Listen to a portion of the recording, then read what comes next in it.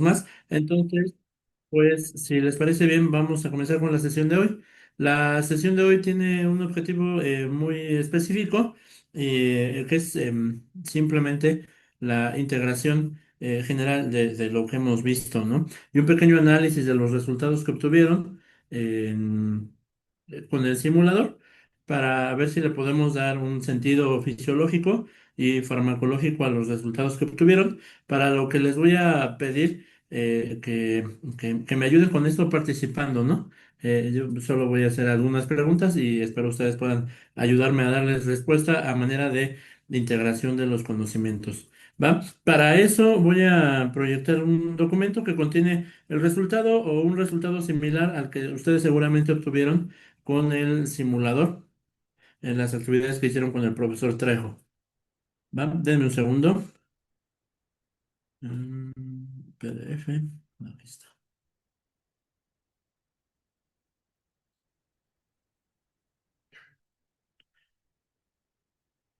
Muy bien. Entonces, ustedes lo que obtuvieron inicialmente fue una curva dosis-respuesta mediante el simulador que tuvo, debe tener una forma similar a esta, ¿no? Ustedes pusieron programaron el simulador para que simulara anillos de aorta de conejo, eh, entre otras opciones que tiene el simulador, y luego fueron agregando concentraciones crecientes de noradrenalina. Bien, y la respuesta fue una respuesta contráctil. Aquí lo podemos ver que está en la gráfica del resultado que se obtuvo, podemos ver que se alcanzaron hasta algo más de 11 gramos de tensión en fuerza desarrollada por el tejido.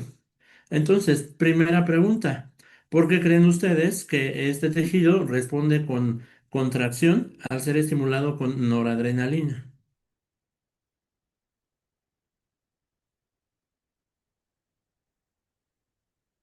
Quien quiera contestar puede levantar la manita o simplemente puede abrir su micrófono directamente. Pues porque se activó el receptor adrenérgico, ¿no? Interactuó con la noradrenalina y hizo que desencadenó la respuesta mediante contracción. Ok, muy bien, doctor. Entonces, sí, la noradrenalina interactúa con un receptor adrenérgico. Y siendo que el tejido que estamos probando es un anillo de aorta, ¿cuál creen que sea el receptor con el que la noradrenalina interactuó?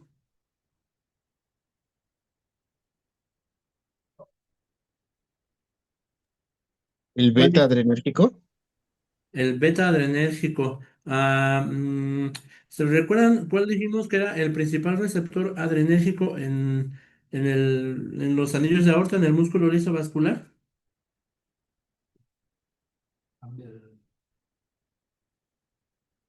Porque cambia dependiendo del tejido. En el corazón sí son receptores beta 1 adrenérgicos, pero en los anillos de aorta, el receptor adrenérgico principal ¿era cuál?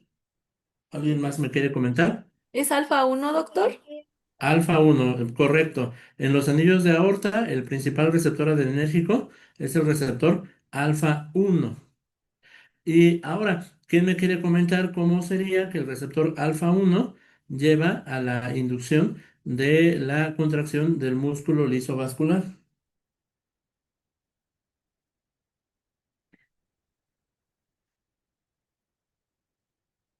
¿Qué tipo de receptor es el receptor alfa uno? ¿Se acuerdan? Habíamos dicho, hay ionotrópicos, metabotrópicos, de los cuales tenemos los acoplados a proteínas G y tipo tirosina sinasa, y finalmente receptores nucleares. ¿Cuál de los tres creen que es, o a cuál pertenece, a qué clasificación pertenece el receptor alfa uno adrenérgico?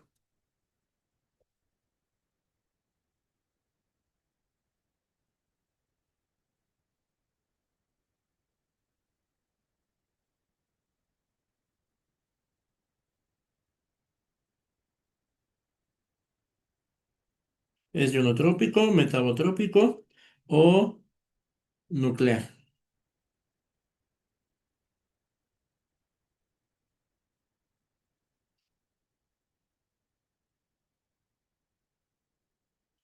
Dijimos que todos los receptores adrenérgicos son receptores tipo metabotrópicos, son receptores acoplados a proteínas.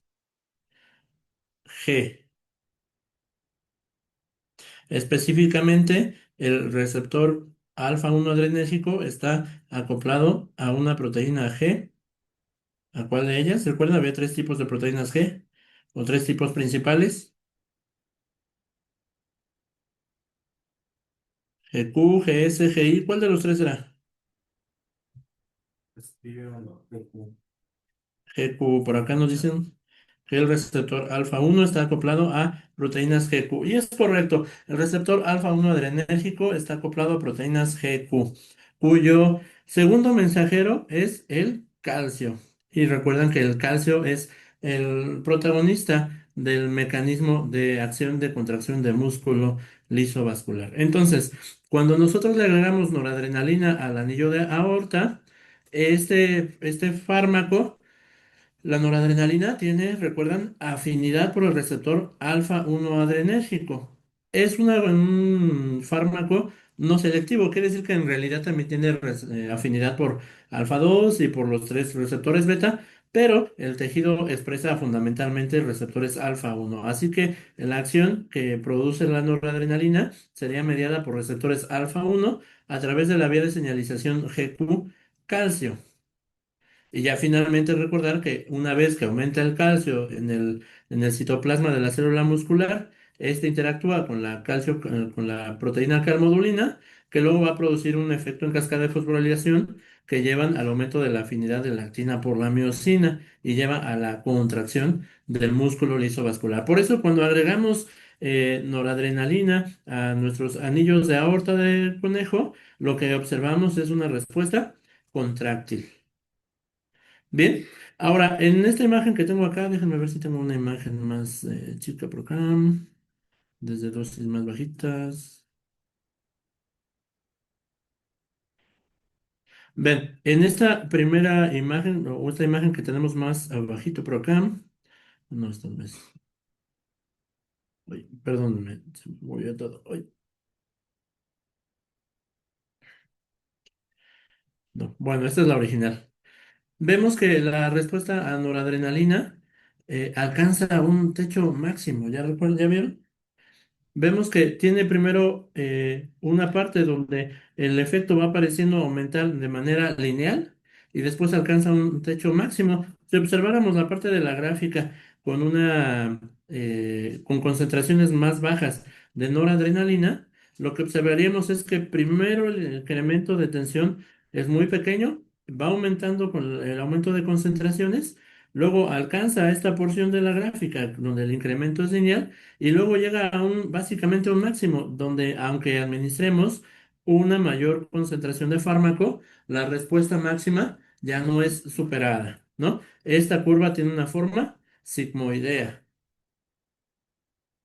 Tiene una forma sigmoidea. Y se basa, pues, es una cuestión probabilística, ¿no? Al principio, agregar poco fármaco tiene muy baja probabilidad de activar una gran cantidad de receptores al mismo tiempo. Cuando la cantidad de fármaco va aumentando, la probabilidad de activar receptores va aumentando de manera logarítmicamente lineal. Y finalmente, cuando ya la mayoría de los receptores están interactuando con el fármaco porque está en gran cantidad, pues agregar más fármaco no aumentará la probabilidad de que se activen más receptores. Y por eso alcanzamos un efecto máximo, el máximo de la actividad intrínseca. ¿Vamos bien hasta acá? ¿De por qué salió así la gráfica en el simulador?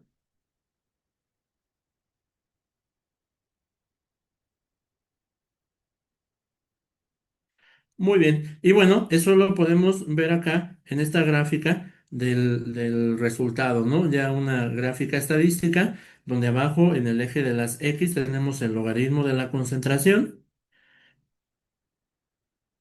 Esto es algo muy habitual en farma, esta sucesión logarítmica que le da su forma sigmoidea a la curva dosis-respuesta. Doctor, Vemos, dígame, perdón que lo interrumpa. ¿Puede regresar un poquito a la gráfica anterior? claro que sí, dígame. Una duda. Entonces, la gráfica quiere decir que el efecto máximo lo tuvimos a la E a la -5. Pues sí, básicamente según esta gráfica sería a la E a la -5, ¿no? Que es menos 5, bueno, expresada en términos logarítmicos, menos 5 molar. Entonces, a partir de esa concentración, aunque nosotros continuemos con las demás, digamos que esa va a ser, de ahí va a partir nuestra, ay, es que no recuerdo cuál era el término, pero es el más eficaz, esa concentración. Ese es el efecto máximo. Esa es la concentración en la que se alcanza el efecto máximo. También le podríamos llamar concentración eficaz máxima, aunque como esta curva técnicamente tiene una forma asintótica, lo solemos llamar más bien concentración eficaz 99, que alcanza el 99% de la acción. Ok, muchas gracias, doctor. De nada. Bien, entonces decíamos, acá tenemos la curva ya presentada de manera estadística, abajo el logaritmo de la concentración y en el eje Y el porcentaje del efecto. Y vemos, como decía, como el efecto comienza desde muy pequeño a producir un efecto que va creciendo de manera más o menos lineal y después alcanzando un máximo en el que aún aumentáramos la concentración de fármacos, ese máximo ya no sería superado. ¿No? En esta curva también ustedes podrían encontrar la concentración efectiva 50 utilizando una regresión no lineal o como la estrategia que ustedes analizaron con el doctor Trejo, utilizando una regresión en Probit para encontrar esa concentración efectiva 50, que básicamente es encontrar la concentración en la que se produce el 50% del efecto máximo, que está muy relacionada a la afinidad del fármaco por el receptor. Bien, y luego tenemos esta otra gráfica, en donde nos presentan el efecto de noradrenalina de nuevo, pero esta ocasión en presencia de prazosina. ¿Cuál diferencia encuentran entre la gráfica anterior, que era solamente el efecto de noradrenalina, y esta gráfica, que es el efecto de noradrenalina en presencia de prazosina? Que aumenta la concentración de la noradrenalina para hacer el efecto, vamos a así decirlo, ¿no? Muy bien, doctora. Se requiere una mayor concentración de noradrenalina para producir el mismo efecto. Bien, si ustedes ven la gráfica anterior, ya en menos 5 estábamos ya alcanzando un efecto máximo y acá en menos 5 apenas estamos comenzando a tener efecto, ¿no? Entonces, sí, esta se ha requerido más dosis. Lo podemos decir como que la curva se ha desplazado a la derecha. De hecho, cuando ustedes grafican eso y lo comparan con la curva original, que son estas líneas que tenemos acá, vemos que la curva se ha desplazado a la derecha. En esta gráfica ustedes están viendo en verde la curva original en ausencia de cualquier otro fármaco, la curva noradrenalina. Luego una curva en naranja, que sería la curva a noradrenalina en presencia de una dosis de prazosina 5 molar. E incluso tenemos una tercera curva de a noradrenalina en presencia de una dosis mayor de prazosina, menos 4 molar. Y vemos que las curvas están desplazadas a la derecha. Ahora, esto es algo que se suele hacer de manera incluso visual, ¿no? Uno dice, yo la veo desplazada a la derecha, pero técnicamente para decir que estas curvas se han desplazado a la derecha, tendríamos que calcular la dosis efectiva 50, perdón, en este caso sería concentración efectiva 50 para cada una de las curvas, y entonces así poder decir si la concentración efectiva 50 de esta curva está a la derecha de la primera y de la tercera curva está aún más a la derecha de la primera y también a la derecha de la segunda. Bien, entonces, eh, aquí no tenemos una imagen de eso. Bueno, sí, sí alcanza a ver acá en este gráfico. Vemos que cuando aplicamos la prazosina, muy al principio del gráfico, no se produjo ningún efecto. ¿Eso cómo ustedes lo interpretarían? Cuando solamente había prazosina. Se agregó un fármaco y no se produjo efecto. ¿Qué interpretación le dan? ¿Es un antagonista entonces?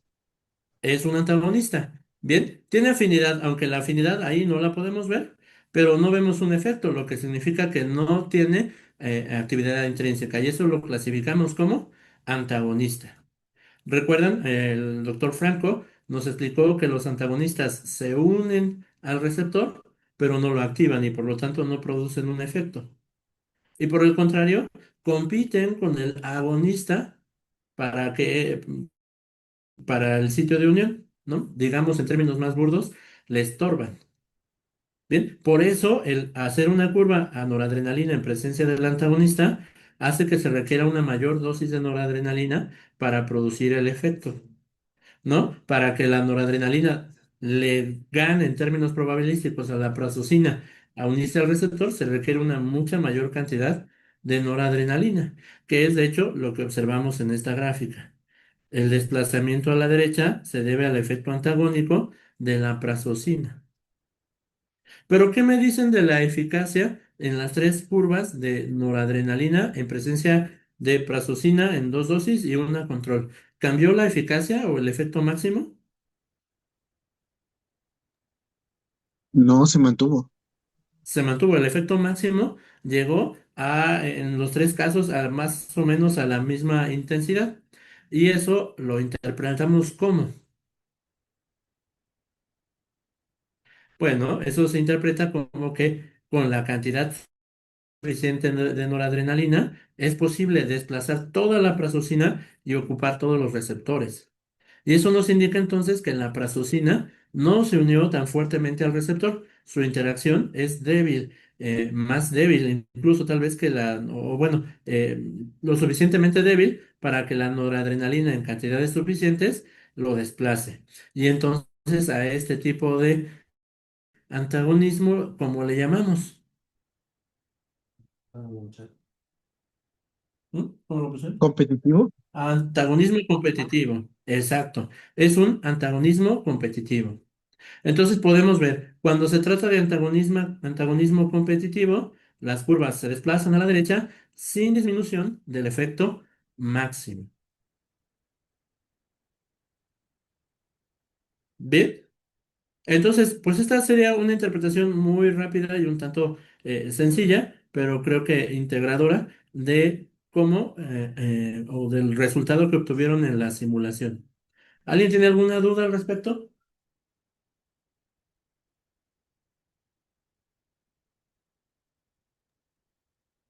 Yo tengo una duda técnica.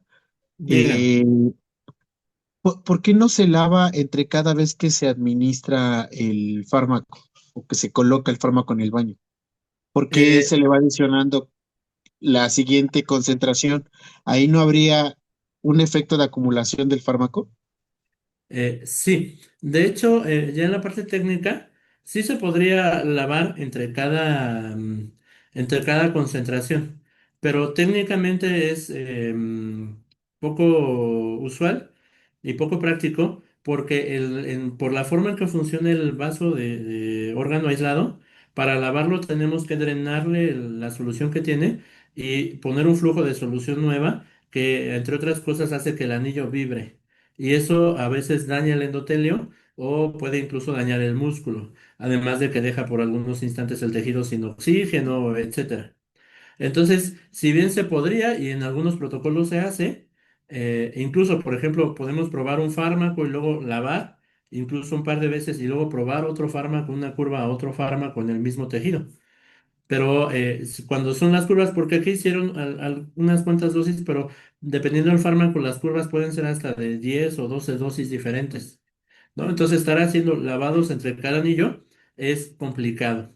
¿Cómo se soluciona esto para no caer en un error matemático de ir poniendo acumulando las dosis? Es que en realidad, cuando se hace en el anillo real, lo que hacemos es un cálculo de la cantidad de fármaco más que necesitamos agregar para alcanzar la siguiente dosis. O sea, no es que en sí pongamos 1 por 10 a la -8 y luego 1 por 10 a la -6, sino que hacemos el cálculo de cuánto tenemos que agregar para llegar a 1 por 10 a la -6 y así sucesivamente.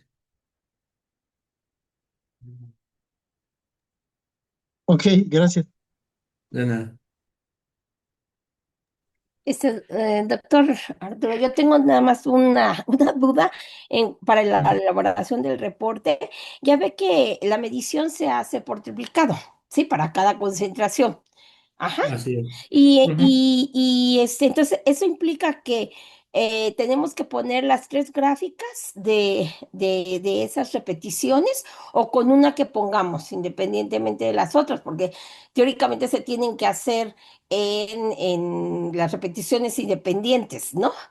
Aunque el ejemplo que nos dio, no recuerdo que si fue el maestro Miguel, lo hizo por cuestión de tiempo, lo hizo en el mismo experimento, vamos a decirlo. Entonces, Ujú. mi duda es esa, si nada más mostramos una gráfica o si mostramos las tres, o lo Yo, hacemos igual que el maestro Miguel, en una sola repetición. yo lo que les pediría es que más bien, tomando en cuenta las tres repeticiones, lo que nos Ajá. pusieran es el valor medio de cada medición, o Sí, sea, el sí, sí, promedio sí, de las sí. tres mediciones. Sí, sí, sí, eso me queda claro. Mi duda es, porque en cada repetición el programa le va a generar una gráfica. Entonces, Ajá. teóricamente tendríamos tres gráficas. Ajá. Ujú. Pero Sí. entonces, ¿mostramos las tres o nada más dejamos una? Un solo ejemplo Un del solo resultado ejemplo. del experimento, sí. Ah, bueno, eso. Y lo otro, también el reporte, o sea, tenemos que dejar objetivo, introducción, material y métodos, o ya nos vamos directo a observaciones y resultados, porque nosotros no vamos a variar todo eso, ¿no? O sí tenemos. No, ya directo a observaciones y resultados del reporte. El reporte ya directo a observaciones y resultados. Así Bueno, es, bueno, muchísimas gracias, ¿eh? de Ajá. nada. ¿Alguien más? ¿Alguna otra duda?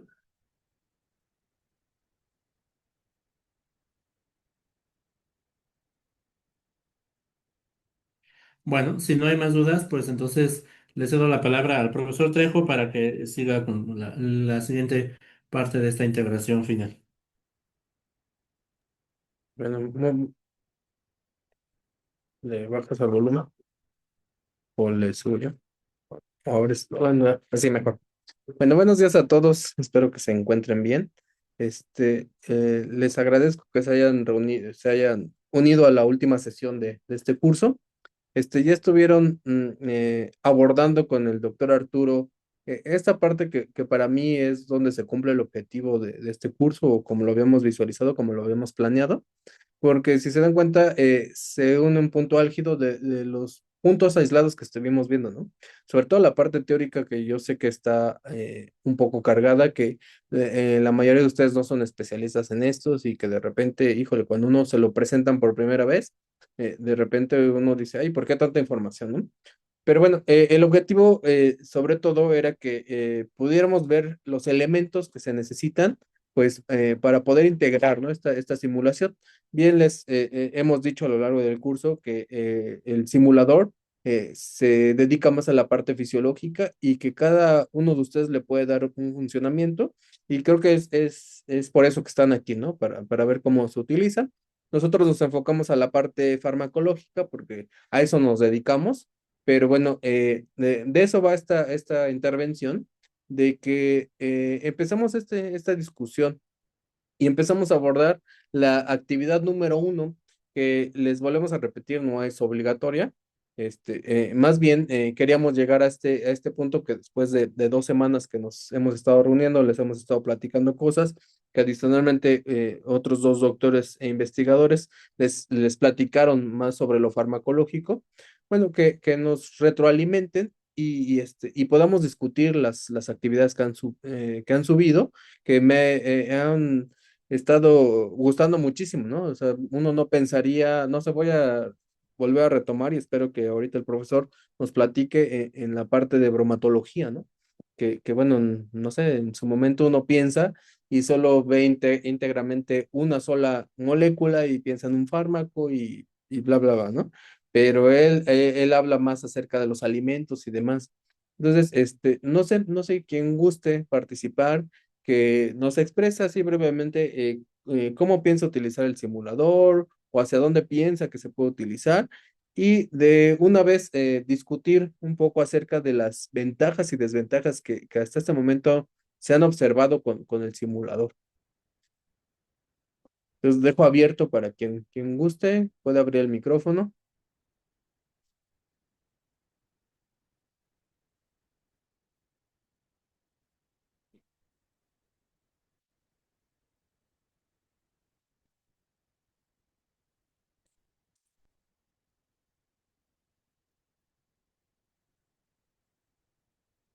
Bueno, me voy a tomar el atrevimiento, espero que ahorita alguien se anime, de compartir mi experiencia. En la facultad donde estoy, seguimos utilizando animales de experimentación, seguimos construyendo las curvas dosis respuesta. Y fíjense que cuando yo conocí el simulador, le vi muchísimas ventajas, ¿no? Sobre todo en la parte económica y creo que hablando a nivel UNAM siempre es como una restricción y que inclusive habríamos el debate, la primera sesión, ¿no? De si los alumnos de pregrado necesitan utilizar forzosamente animales de experimentación o no. Y recuerdo la participación de un profesor, ¿no? De, bueno, si no lo formo con un animal, si no hace este tipo de experimentos, ¿quién va a hacer la investigación posteriormente, ¿no? ¿De dónde vamos a encontrar recursos humanos para que se decida hacer una tesis y se dedique a la investigación? Y bueno, esto que jamás se acaba, ¿no? De la investigación. Bueno, entonces les regreso a la idea de que en la facultad donde imparto clases seguimos utilizando animales. Bien les decía que vi muchísimas ventajas sobre esto, ¿no? De decir, bueno, ya no vamos a ocupar animales, podemos utilizar el simulador, pero conforme lo aprendí a utilizar, estuve viendo tutoriales, estuve tomando cursos, y sobre todo aprendí a hacerlo in vitro, pues te empiezas a dar cuenta que hay muchas desventajas del simulador, ¿no? Por ejemplo, algo que señalaba el doctor Osvaldo, ¿no? De, bueno, ¿por qué no hacemos lavados si tenemos la oportunidad? Empiezas a darte cuenta que hay disyuntivas entre lo que se ejecuta experimentalmente y lo que se puede hacer con el simulador. Tiene bastantes limitantes, aunque los modelos establecidos dentro del simulador son bastante gratos, bastante amigables y sobre todo bien establecidos, pues también tiene sus desventajas, ¿sí? Hablábamos de esa variabilidad biológica que se tiene, ¿no? Que al final de cuentas el estudiante no se da cuenta, ¿sí? Si se lo presentamos de forma lineal, ¿no? Él pensará que estos estudios son muy básicos, que se hacen muy sencillamente, y cuando se enfrenta a la realidad, oh sorpresa, ¿no? Te das cuenta que necesitas preocuparte por muchas cosas.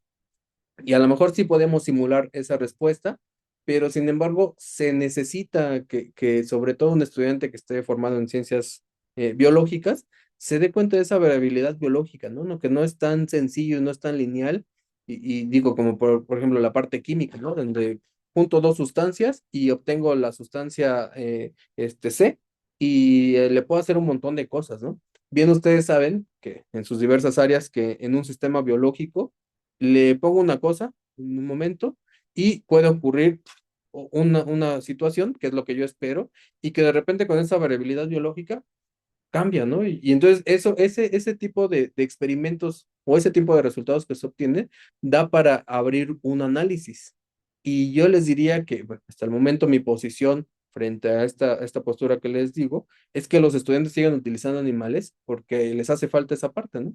De a ver, obtengo un resultado y necesito la capacidad de analizar esos resultados y visualizar qué está pasando. Y bueno, les doy mi punto de vista que adicionalmente a esas prácticas que se realizan, yo propondría, ¿no? Que se utilice el simulador, es decir, en conjunto ambas opciones. No sé si en algún momento, por la restricción de los animales, por la normatividad y por las circunstancias de la facultad donde imparto clases, pues se desaparezca el uso de animales, ¿no? Pero por lo mientras, seguimos en este tenor y bueno, brindarles una herramienta adicional a los estudiantes. Bueno, esta es mi experiencia.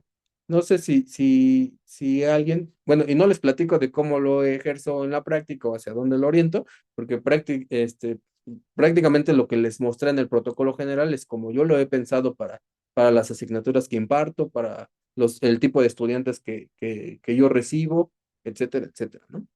Entonces, no sé si alguien quiera participar. Había visto una mano levantada, pero creo que la bajaron. Sí, sí, doctor. Bueno, yo no sé la mano, pero si quiere puedo participar brevemente, ¿sí? Ujú, Ajá. Bueno, yo propuse el uso, bueno, realizar el análisis del efecto. Estamos nosotros en el área de inmunología. Entonces puse el análisis del efecto antiinflamatorio empleando diferentes concentraciones de jengibre, ajá, sobre pues la aorta murina, ¿no? Empleando ese modelo de anillos aórticos. Y bueno, un poco la idea era evaluar o sea, previamente el tejido tratado con histamina y luego pues aplicar diferentes concentraciones del jengibre como antiinflamatorio y precisamente para ver si al final tendría ese efecto antiinflamatorio, pues se iba a ver, vamos a decir, disminuido, ¿no? Ya ahorita no recuerdo que era la tensión isométrica, ¿no? En este modelo. Y claro, o sea, sí tiene, como usted lo menciona, restricciones porque un poco también la idea era la evaluación de citocinas, tanto inflamatorias como proinflamatorias, pues para confirmar este efecto. Pero yo no sé si y fue una duda que me quedó en sí, aunque en la actividad no lo puse, qué tan factible es poder medir la producción de ese tipo de citocinas. ¿Sí se pueden colectar muestras para hacer esa evaluación o son periodos muy cortos como para poder evaluar la producción de estos mediadores?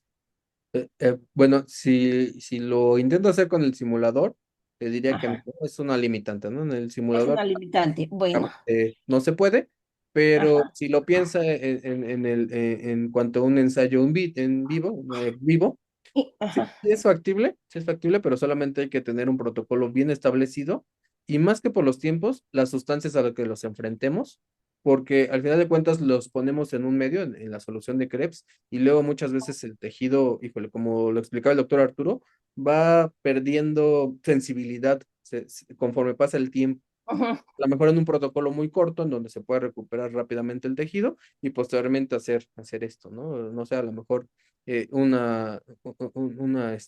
con un kit de lisa se puede medir, o a lo mejor, no sé, se va a un cultivo celular, o qué sé yo, ¿no? O a lo Ajá. mejor, no sé, inclusive por PCR, ¿no? Sí, ya Ajá. se combinan otras técnicas, sobre todo a nivel molecular, en lo que sí puede medir esto. Ajá. Bueno, muchísimas gracias, ¿eh? No, gracias a usted por su participación. Eh, doctor Osvaldo, por favor.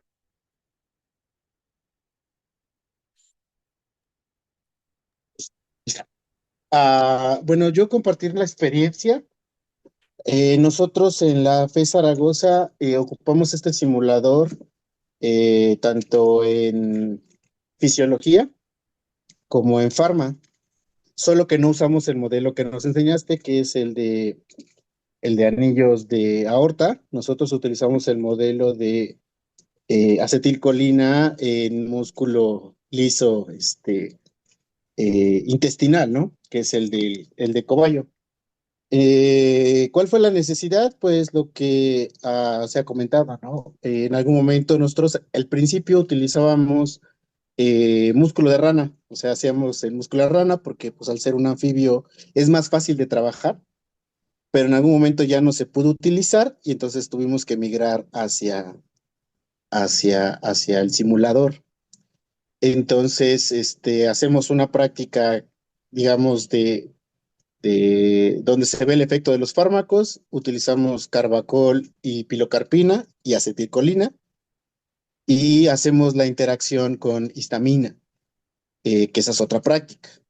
Pero lo que nos enseñaron aquí, porque eso es, digamos, como, ¿qué, no, qué me llevo de aquí? Bueno, primero, pues el repaso. Hay cosas que ya no me acordaba, porque como no trabajo esta parte, pues ya no me acordaba, ¿no? Aprendí otras, ¿no? Que a veces uno no,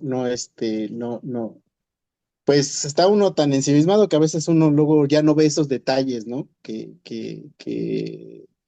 son buenos.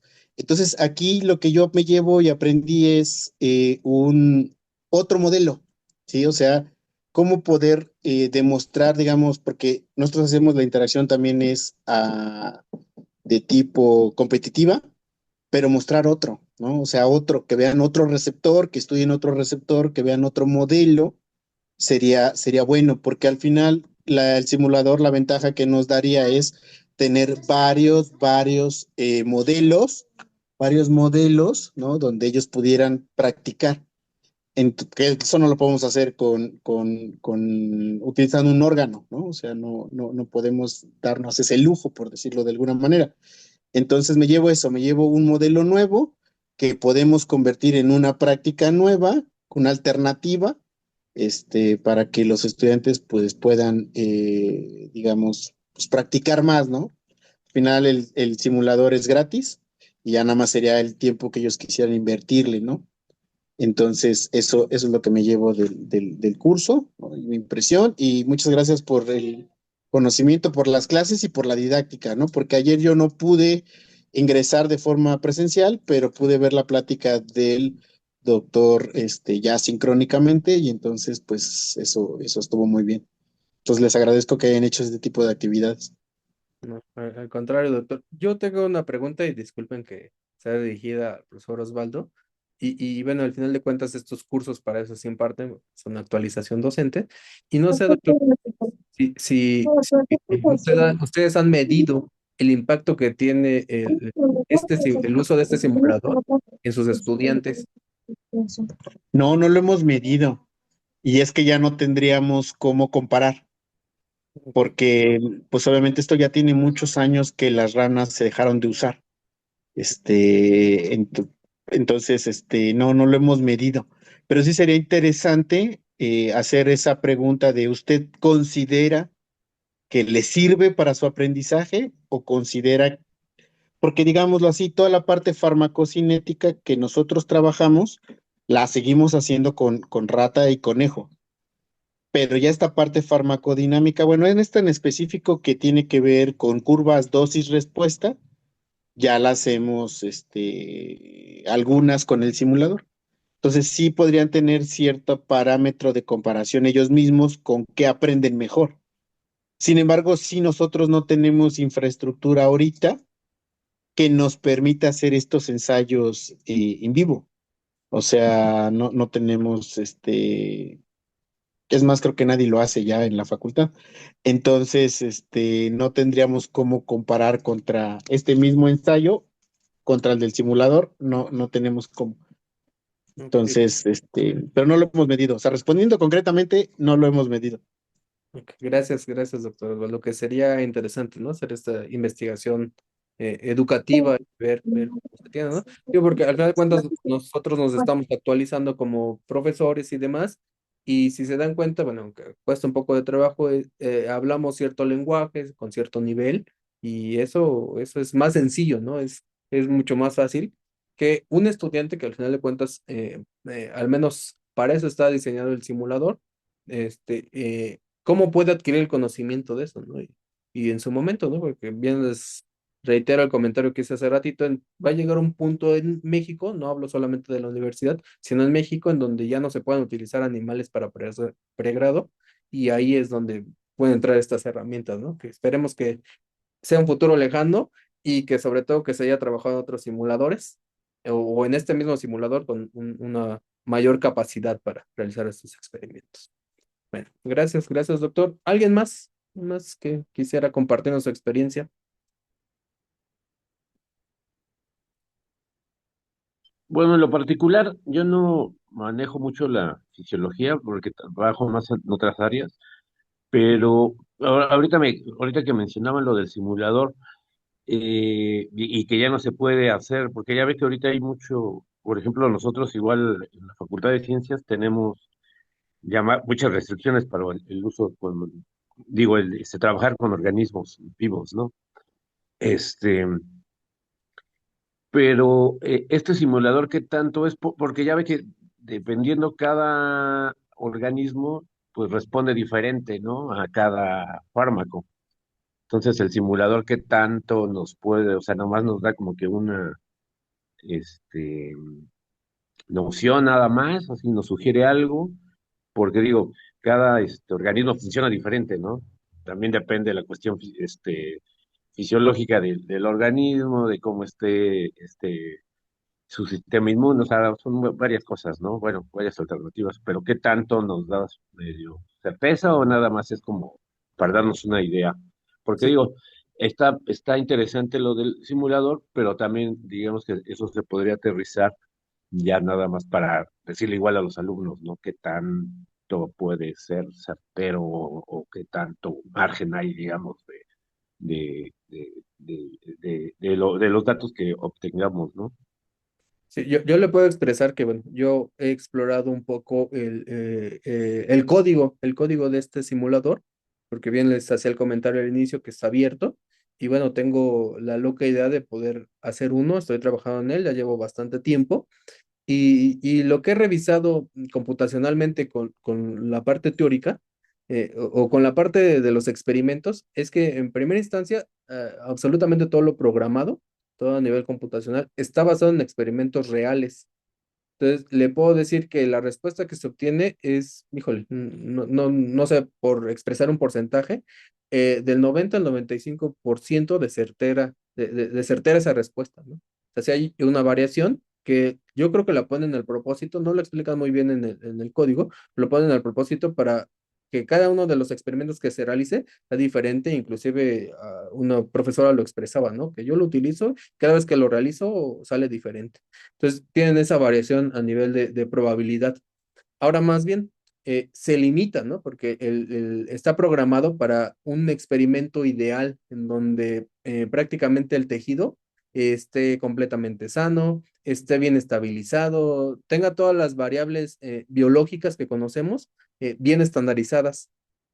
Y eso, como usted lo expresa, es complejo, ¿no? Porque un estudiante esperamos que a lo mejor estudie una patología o esperamos que, bien les decía hace ratito, sea tan analítico que pueda contrarrestar dos resultados completamente distintos y que pueda explicar esa variabilidad biológica y que le pueda ir sumando y la parte analítica. Entonces, esa es una de las limitantes que tiene este simulador, ¿no? Que yo le diría, está muy bien diseñado, los experimentos sí son válidos, pero se limita a hacerlo de forma lineal, ¿no? De forma, este, pues como si todo fuera ideal. Y de repente, híjole, eso intriga si lo quiero comparar con algo, in vitro o algo que se realice experimentalmente. Ah, ok, gracias. Ok. Bueno, alguien más que nos quiera compartir su experiencia o que tenga dudas, preguntas.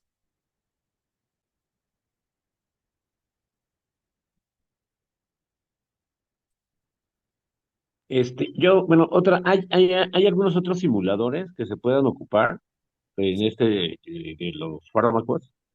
Sí, mire, estoy trabajando en un material que espero el fin de semana podérselo subir con todos los simuladores. No quisiera yo ser enfático con uno así en específico y demás, porque no era el objetivo del curso, simplemente enseñarles este, pero sí les voy a poner un listado de todos los que, al menos hasta el momento he localizado. Algunos son de paga, sí, hay que pagar. Y dentro de estos simuladores también se incluyen tanto de la parte biológica, como de la parte química, ¿no? Que es en las áreas en donde me encuentro. Y igual y creo que tengo uno por ahí de la parte física, con algunos experimentos, pero sí les hago el listado para no demorar, ¿no? Y que ustedes puedan, o más bien la idea es de generarles este material, de colocarles el nombre, una breve descripción y sobre todo el link, y bueno, ya les tocará indagar sobre ese simulador si encaja con alguna de las actividades o lo pueden utilizar. En breve se los comparto, ¿no? Que esa era una de las cosas que les dije que les íbamos a mostrar, pero por cuestiones de tiempo no fue posible, pero me comprometo a ponerles el material en el Classroom. Y bueno, también me atrevo a decir que se combina con lo que decía el profesor Osvaldo, que nos agradecía el material y yo les diría que ese material se va a quedar de forma indefinida ahí en la plataforma para que ustedes lo puedan consultar si en algún momento lo requieren, ¿no?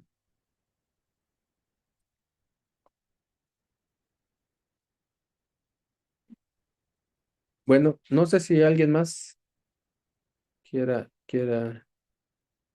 comentar algo.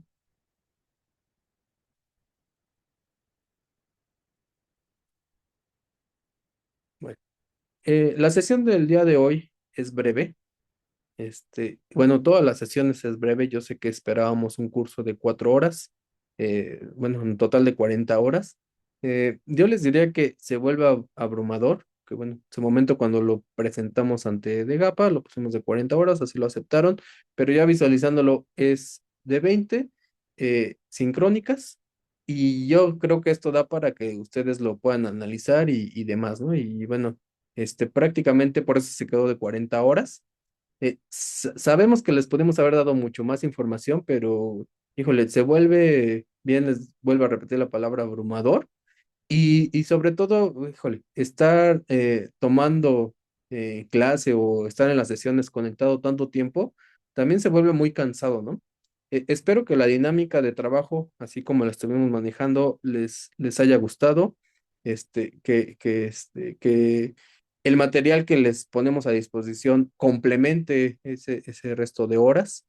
Y bueno, para culminar, quisiera yo agradecerles su interés por este curso, que en realidad era, híjole, para conocer a más personas o a más profesores dentro de la universidad que estén interesados en esto, y podamos compartir las experiencias, ¿no? Y la verdad es que me agrada que no solamente se hayan inscrito profesores y profesoras que se dediquen a la parte farmacológica, sino de todas las áreas, ¿no? Y eso, créanme que enriquece. Yo sé que algunos de ustedes no quisieron hablar con sus actividades, pero sin embargo ya las estuve leyendo, algunos ya les he dado retroalimentación y me parece fabuloso, ¿no? Digo, unos se encaja dentro de su área, se encaja solamente con ideas que se van sumando para las actividades que está realizando día a día. Y bueno, esto se vuelve más enriquecedor porque yo les diría, yo aprendí mucho de esas actividades que ustedes colocaron, porque me abrí el panorama, ¿no? De, bueno, sí, sí, el simulador está muy bonito para lo que haces, pero puedes hacer más cosas. O inclusive, bien, bueno, les atrevo a repetir, ¿no? Que estoy trabajando en eso de programar uno y me da pauta para llevarme ideas y decir, bueno, hace falta esto, ¿no? O los profesores en la UNAM lo requieren para esto o qué sé yo, ¿no? Yo les diría que no, es complejo armar un software de este estilo, pero tampoco lo veo imposible, ¿no? Inclusive los exhorto a ustedes que si tienen interés, pues adelante, ¿no? De verdad, creo que necesitamos más herramientas en esta actualidad, en este siglo que estamos viviendo, porque prácticamente ya se maneja todo a través de la computación, ¿no? Y sobre todo ahorita destacando el uso de la IA, ¿no? Que es una gran ayuda. Bueno, hay que saberlo utilizar y que apenas está en pañales, pero ya está arrancando con gran auge y que nos podemos apoyar inclusive espero en un momento conocer un simulador que utilice IA y creo que sería más fabuloso, ¿no? Estaría genial poder interactuar y que tengamos un asistente y que podamos diseñar más experimentos y demás. Y si en su momento lo llegase a yo aprender, pues armaríamos un curso y lo enseñamos. O también los exhorto que si ustedes lo aprenden y lo conocen, pues también nos lo compartan, ¿no? Y con gusto yo me inscribiría y estaría ahí, entusiasmado en poder aprender ese tipo de herramientas. Nuevamente les agradezco su interés. Espero que hayamos cubrido sus expectativas, los objetivos del curso. Y bueno, al menos de mi parte, lo último que les diría, que queda en la plataforma pendiente su actividad y adicionalmente les pusimos un cuestionario de evaluación para que nos apoyen contestándolo. Es evaluación sobre el curso, sobre la organización, sobre los ponentes. Queda abierto un espacio en las últimas preguntas para que si es de su interés nos coloquen algún comentario. El cuestionario es totalmente anónimo, ni siquiera pide registro de su correo. Y bueno, les agradeceríamos, ¿no? Enriquecería nuestra planeación de este breve curso. Y igual se puede diseñar de una mejor forma y ofertarlo para los siguientes intersemestres. Bueno, de verdad, muchas gracias. Quedo a sus órdenes. Ya les pasamos nuestros correos. Se pueden comunicar a través de los correos o a través del mismo Classroom, ¿no? Vuelvo a repetir, se va a quedar abierto. Muchas, muchas gracias. Les cedo la palabra al doctor Arturo. Eh, sí, bueno, a mí también no me queda nada más que agradecer su participación, perdónenme, su participación, sus aportes. Espero haberles podido facilitar algo de conocimiento, de experiencia. Y por supuesto también ustedes me aportaron mucho con sus comentarios. Le agradezco también al doctor Trejo por su invitación a participar como profesor de este curso. He de decir también que es la primera vez que interactúo directamente con la UNAM. Es algo nuevo para mí, peculiar, pero muy enriquecedor y formativo. Les agradezco a todos y también yo estoy a su disposición. Ya también tienen mi correo electrónico, por si tienen alguna duda o si quieren hacer algún contacto o colaboración científica, académica, etcétera. Yo siempre estoy disponible. Muchas gracias.